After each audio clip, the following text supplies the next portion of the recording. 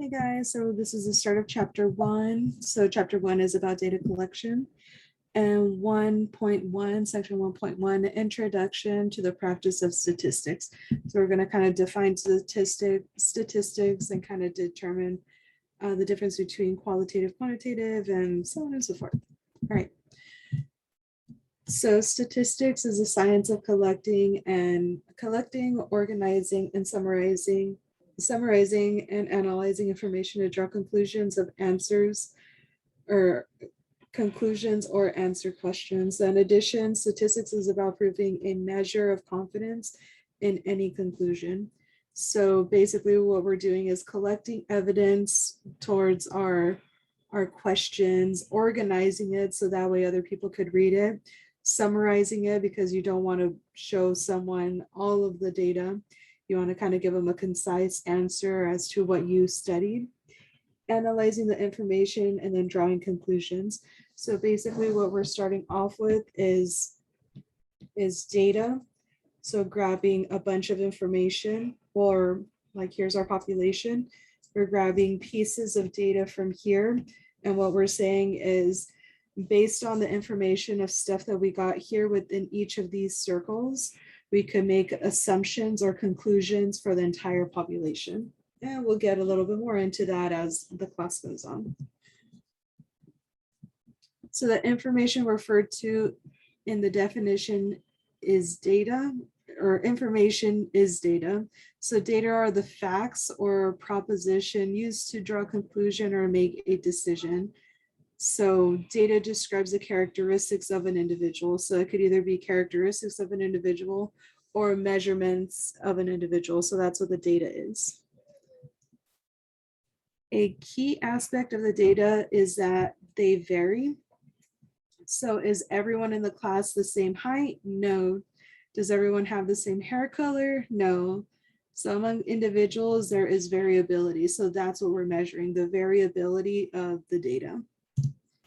So in fact, data vary when measured on ourselves as well. So do you sleep the same number of hours each night? No. Do you consume the same number of calories every day? No. So one goal of statistics is to describe and understand sources of variability. All right, so the entire group of individuals to be studied is called the population. So an individual is a person or an object that is a member of the population to be studied, and a sample is a subset. So if we were to look at this thing, so this entire part right here, that's our population. Our population is going to be defined as different things with like different examples, but we have our entire population, and of that a sample. So if we were to relate this, we could say all stat students at Chaffey, or we could say all Chaffey.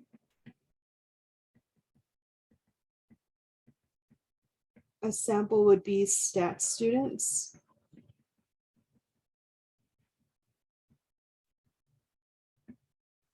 And an individual would be you. So not only are you part of the sample of statistics students because you are in this class, but you're also a sample of the population that's known as Chaffey. So all of Chaffey students, all of Chaffey staff, all of Chaffey in general. Then we have statistics students. So that would be you and everyone in your class, plus all the other students in other statistics classes, and the individual you. So everything kind of falls. It's almost like one of those Russian dolls. So we have the population, which is everything, a sample, and then individual.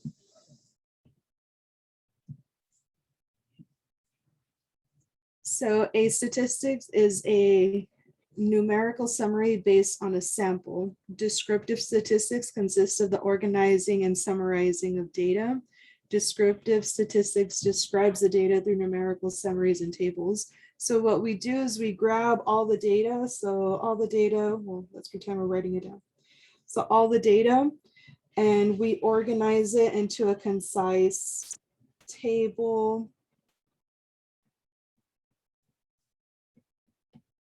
Or we could even graph it. So it could be any one of those. So we're grabbing all the information and organizing it so that way it's readable. Now, inferential statistics is what our goal is. So let's put a little star here. So inferential statistics uses methods that take results from a sample and extend them to the population and measure the reliability of the results. So what we're doing again is we have our population. So let's pretend this square is our population. What we're doing is we're taking a bunch of different samples of the population, because most of the time we're not going to have a great understanding of the entire population. It's going to be really hard to grab that information. For example, like if we go back to the all Chafee students. So if we go on Tuesday of next week and we say we're going to get a sample of all Chafee students, staff, and everything, we're not going to have it's going to be pretty impossible to get every single person, every single student, every single piece of stuff. So what we do is we grab each of these samples, we ask the questions, either do surveys or run the data on these samples, and all of that data, we could grab that data and expand it to the population. Once we have an understanding of what all this stuff is, we could expand all that data to a population. And now a parameter is a numerical summary of the population. So think of this population population parameter sample statistic. So population parameter and sample statistic. So population parameter, sample statistic. All right, so looking at this, suppose 48.2% of all students in your campus own this car or own a car. This value represents a parameter because it's a numerical summary of the population. Now, suppose a sample of 100 students is obtained. From this sample, we find that 46% own cars. This value represents the statistic because it's a numerical summary of the sample. So again, us looking at this number right here, 48% of all students on the campus, that means that we've already interviewed every single student on the campus. And this is the parameter. So this is like the hard evidence, exact evidence of the population. Whereas this one here, we had to take a sample of 100 students. And of those 100 students, we asked them whether or not they drive a car or whether or not they have a car. And they found out that 46% own a car. So here, data was given to us. And here, data was collected.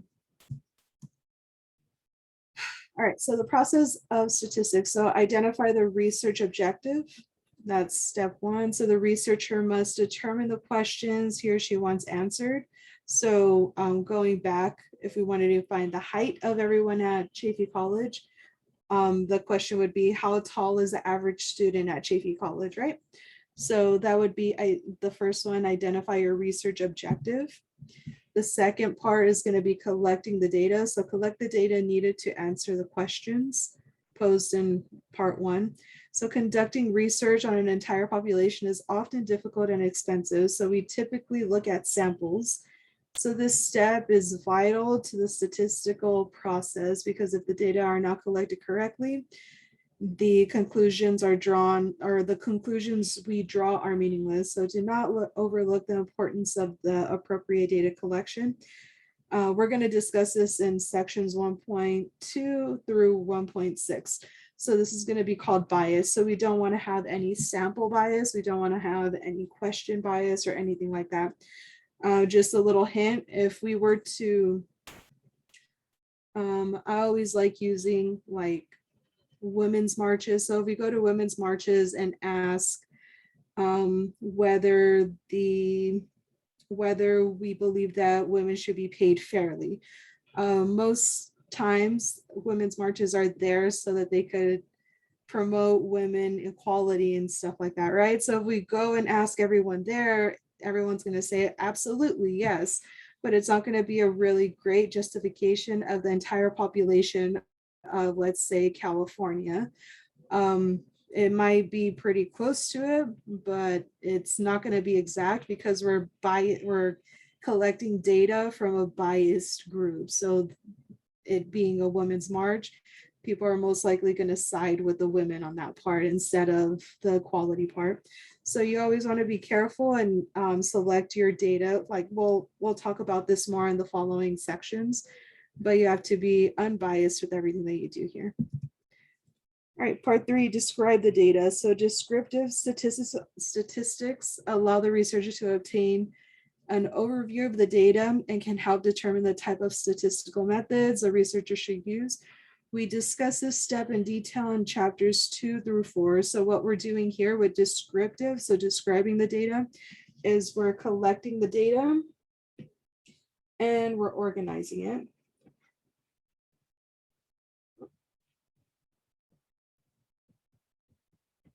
So organizing it, whether it be on tables, whether it be graphs, there's a couple of other things that we could do, but that's what descriptive statistics is. We're just organizing the data. Then perform inference. So apply the appropriate techniques to extend the results obtained from the sample. So again, we have our population. We can't get data from the entire population, so we grab data from selected samples. And once we have a good understanding of those samples, we could expand it to the population as long as it meets the parameters, the proper parameters. But that again is what inferential statistics, or perform inference. Inferential statistics grab information from the sample, expand it to the population. Let's see, we discussed these techniques for measuring reliability in chapters 5 through 8 of inferential statistics and chapters 9 through 15. So we're not going to go all the way up to 15. I believe we're going to go up to chapter 13 if we could get to it. But let's look at this. So the process of statistics, trust your neighbors. So Pew Research conducted a poll and asked, do you trust all or most of your neighbors? The following process allowed the researcher to conduct their study. So number 1, looking at this, so identify the research objective. So the research objective here is the researcher wanted to determine the percentage of adult Americans who trust all or most of their neighbors. Therefore, the population was adult Americans. So remember, adult Americans, they clearly stated that, right? Actually, they didn't state it here. So they stated it down here once they started writing their study. Step 2, collect the data needed to answer the question posed in part 1. So it is unreasonable to expect to survey more than 200 million adult Americans to determine whether they trust all or most of their neighbors. So the researcher surveyed a sample of 1,628 adult Americans. Of those surveyed, 847 stated that they trust all or most of their neighbors. So again, it's impossible to grab the data of all US adults. So in order to get a really good understanding of all US adults, they got a sample of 1,628 different people. So let's just pretend that there is 1,628 samples. And from there, we grab that information, and later on, we're going to expand it to the population, or infer about the population based on the sample. All right, number 3, describe the data. So of the 1,628 individuals in the survey, 52%, and the way they got that, we're not testing on this right this second, but we have 1,628 as a denominator, 847 of those, and they grabbed that information, divided, and that's how they got this 52%. 52% stated that they trust all or most of their neighbors. So this is a descriptive statistics based on the summary of the data. So descriptive statistics, they surveyed, grabbed that information, and now we have some sort of data that we could conclude with. Part 4, perform the inference. So Pew Research wanted to extend the results of the survey to all adult Americans. So when generalizing results from a sample to a population, the results are uncertain. So to account for this uncertainty, Pew reported a 2.5% margin of error. This means Pew feels fairly certain, in fact, 95% certain. So that's, we'll learn what all these different things mean later on in the semester.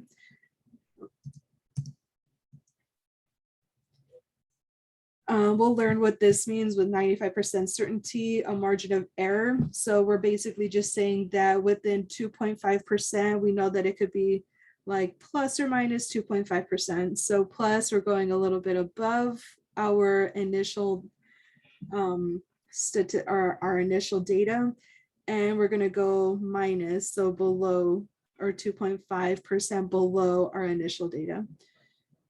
So with that range, just because we don't want to say that it's exactly 49%, we want to kind of give it a little bit of cushion, because we don't know if it's exactly 49%. Might be a little bit more, might be a little bit less. So that's what those numbers kind of mean. And that was our last part for here. Where were we?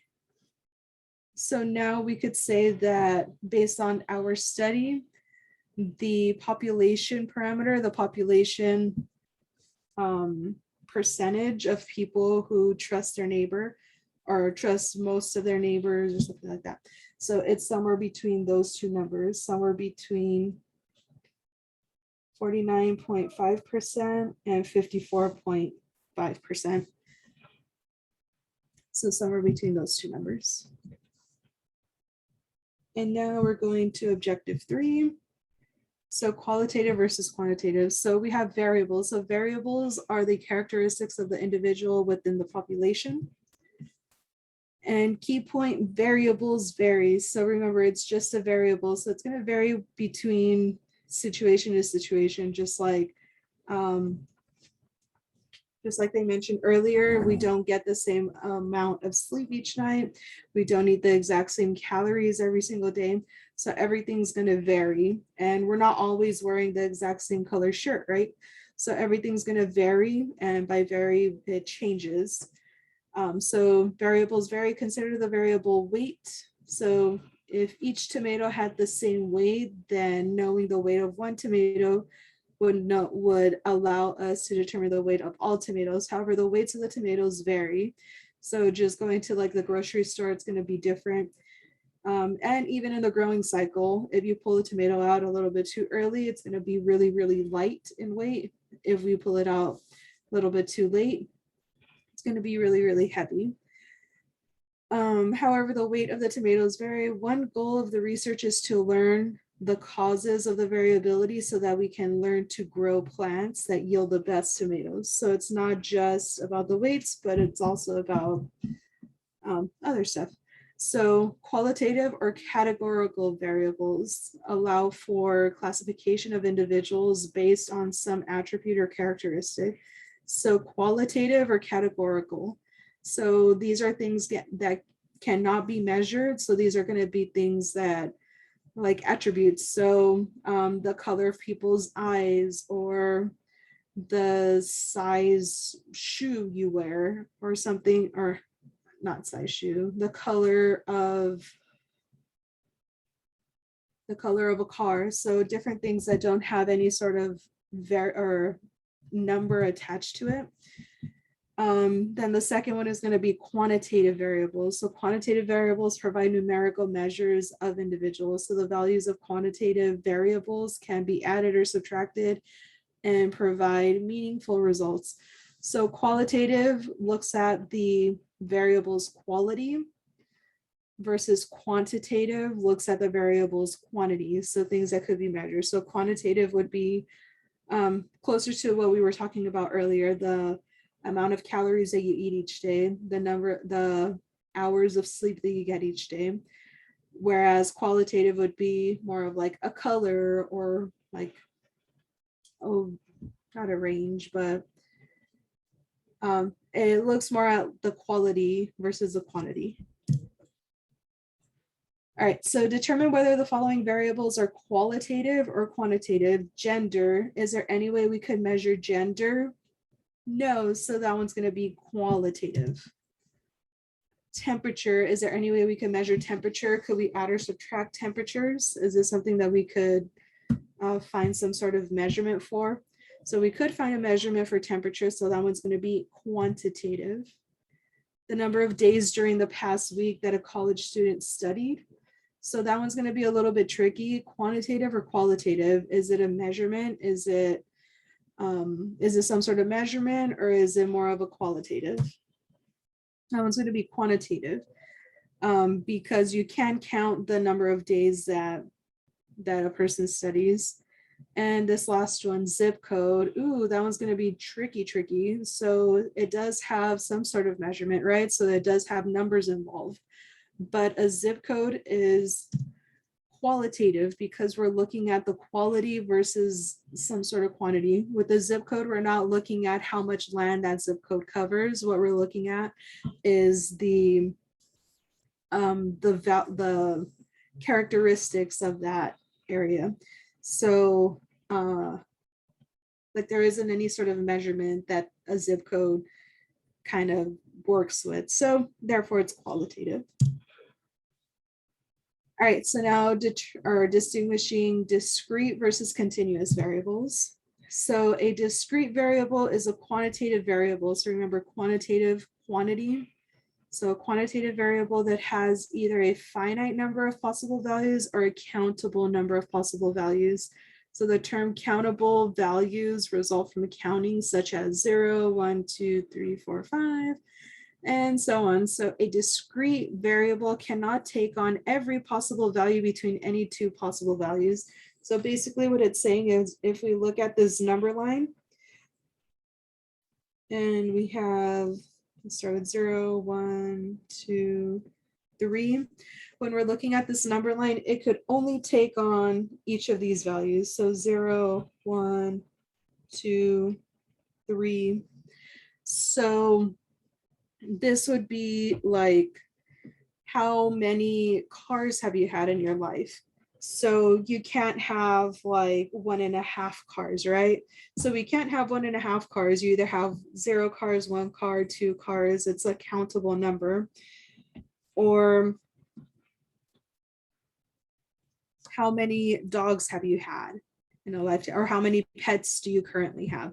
You can't say like, oh, I have 2.5 dogs.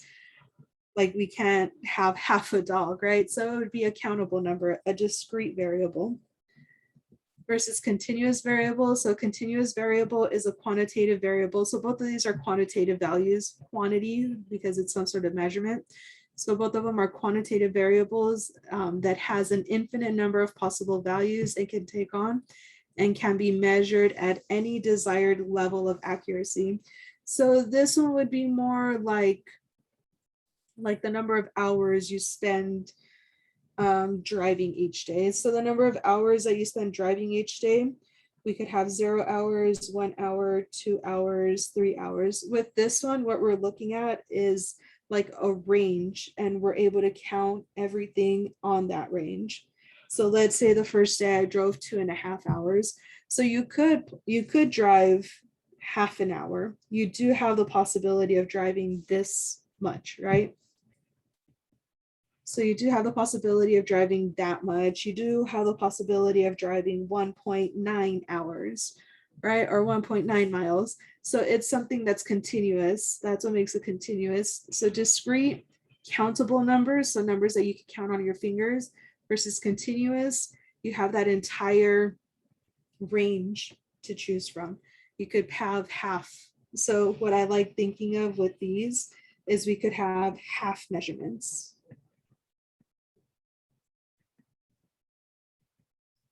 So we could have half measurements with those.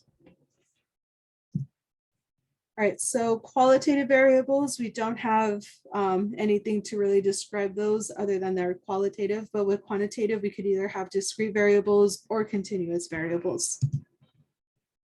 All right, so now with these, determine whether the quantitative variables are discrete or continuous. All right, 8. So the number of heads obtained after flipping a coin 5 times. Question here is, could we have 4.5 heads? No, so we either land on heads or tails. So this one's definitely going to be discrete because they're countable. We could count them on our fingers. B, the number of cars that arrive at McDonald's drive-through. So could we have half values here? No, so that one too is going to be discrete. And lastly, the distance a 2019 Toyota Prius can travel in city driving conditions. Ooh, distance. So is distance discrete or continuous? Could we drive half a mile? In this case, the answer is yes. So that one's going to be continuous. All right, so the list of observations a variable assumes is called data. So gender is a variable. The observations male and female are data. Qualitative data are observed corresponding to a qualitative variable. Quantitative data are observations corresponding to a quantitative variable. Then from there we have discrete. So discrete data are observations corresponding to discrete variables. Continuous data are observations corresponding to a continuous variable.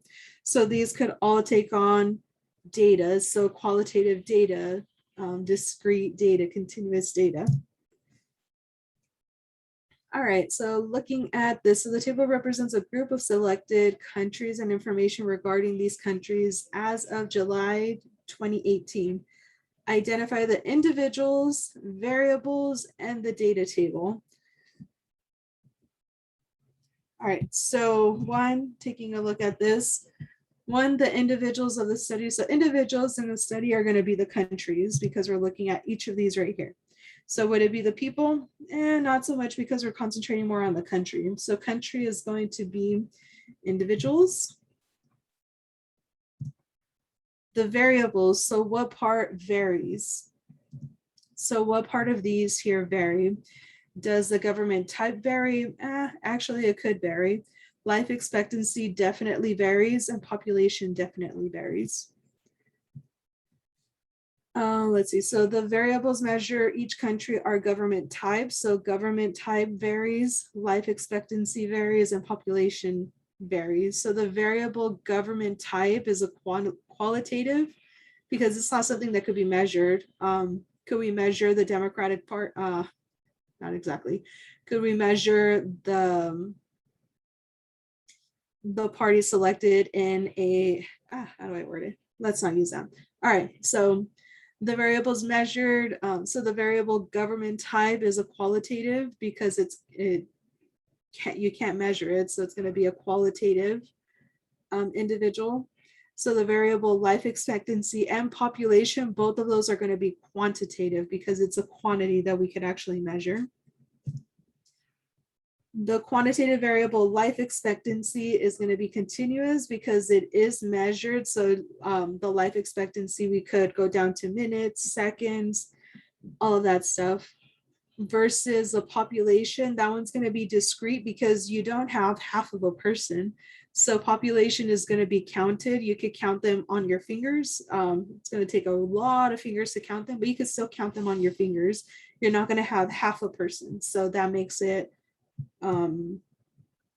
discrete. All right, now for the observations. Observations are the data. So for example, a data corresponding to the variable life expectancy,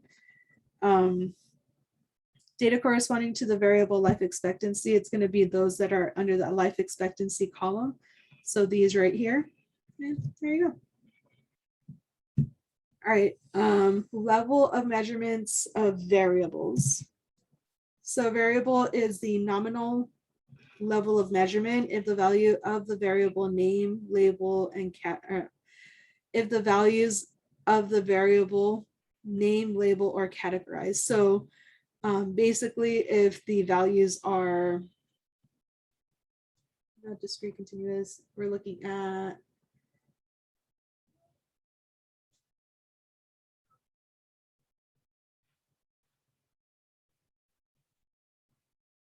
So qualitative, there we go. So qualitative versus quantitative. So if it's qualitative data, it's going to be at the nominal level of measurement. So in addition, the naming scheme does not allow for the values of the variable to be arranged in any sort of rank.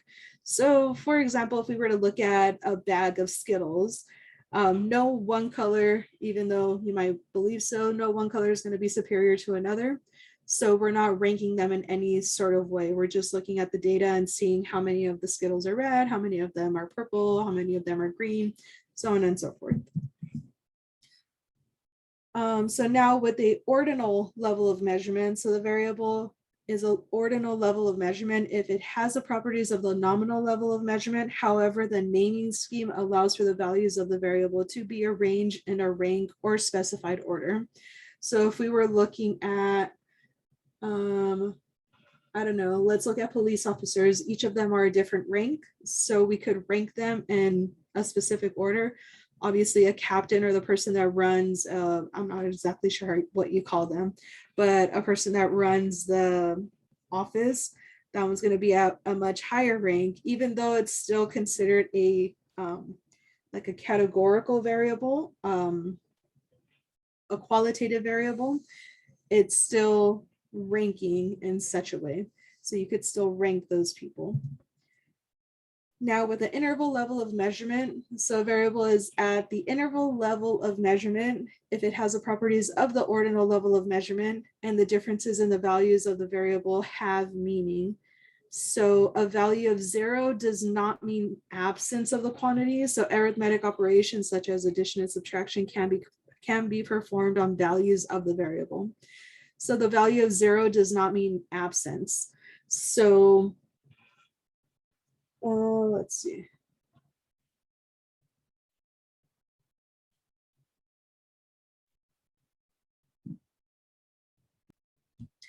So with the interval level of measurement, we're looking at things. So the value of 0 does not mean absence of the quantity. So what we could do is kind of look at things on a number line. And the value of 0 does not mean absence of distance. If we're, let's pretend that we're like looking forward, these are all positive numbers, these are all negative numbers. Being at 0 does not mean absence of distance. It just means that we're moving in a forward direction, right? So distance, just because we have a distance of 0 does not mean we have absence of distance. And lastly, for interval, so that was interval level of measurement. For ratio level of measurement, so a variable is at the ratio level of measurement if it has the properties of the interval level of measurement and the ratios of the values of the variable have meaning. So 0 does mean the absence. So a value of 0 means that there's an absence of the quantity. Arithmetic operations such as multiplication and division can be performed with the values of this variable. So looking at this here, what we're looking at with the ratio level of measurement, it could be the amount of days that you worked out this week. So good thing it's just Monday because I haven't worked out this week yet. But if we look at how many days we've worked out this week, 0, like the value of 0 means absence. So I've been absent at the gym, right? So looking at those values, we have, again, nominal, no ranking. Ordinal, we are able to rank. Interval, rank and everything, and the value of 0 does not mean absence of the quantity. Ratio, 0 means absence. All right, so with all of that, let's take a look at these examples. So for each of the following variables, determine the level of measurement. All right, gender, is it categorical? I'm sorry, is it qualitative or quantitative? So gender, we said, was qualitative because we're looking at the quality versus the quantity. So qualitative, so it's either going to be, it's going to be one of those first two. It's nominal, and nominal because we're not ranking. We're not stating that one gender is superior to another, so we can't rank them in gender. But part B, temperature. So temperature is definitely quantitative, or I'm sorry, yeah, quantitative. So now with temperature, is it going to be, does 0 mean the absence of temperature or not. So 0 does not mean the absence of temperature, so therefore it's going to be interval level of measurement. Part C, number of days during the week or during the past week that a college student studied. So does the value 0, so that one's definitely going to be quantitative, sorry, because we're looking at the quantity of days that the person studied or that the student studied. But now is it going to be interval or interval or ratio? This one's going to be ratio because 0 means the absence of studies. So if he or she studied 0 days, then they like have an absence of study. And lastly, a letter grade earned in a statistics class. All right, let's start with the very beginning. Is it qualitative or quantitative? So I'm going to say it's qualitative because the quality of a grade is just that it's not really a measure. But with the grade, you're able to rank it. So an A is superior to a B, which is superior to C, all the way down to F. So letter grade is going to be ordinal because we're able to rank it, but it's still qualitative data, not quantitative. And there we go. That's section 1.1. And if you guys have any questions on section 1.1, go ahead and shoot me an email. Good luck.